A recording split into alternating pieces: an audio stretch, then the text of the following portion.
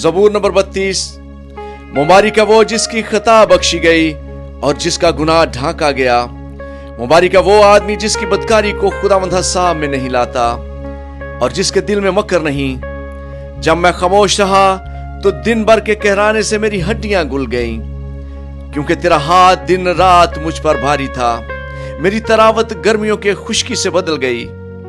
मैंने तेरे हजूर अपने गुनाह को मान लिया और अपनी बदकारी को ना छुपाया।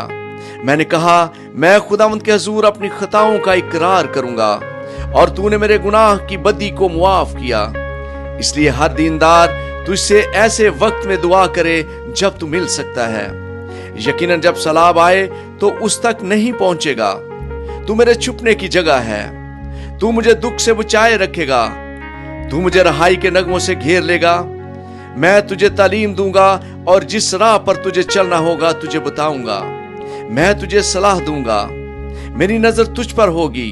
तुम घोड़े या खच्चर की मानद ना बनो जिनमें समझ नहीं, जिनको काबू में रखने का साज दहाना और लगाम है, वरना वो तेरे पास आने के भी नहीं। शरीर पर बहुत सी मुसीबतें आएंगी, पर जिसका तवक्कल खुदावंद पर है, रहमत उसे घेरे रहेगी। आए साथ को खुदावंद में खुशो खुरम रहो।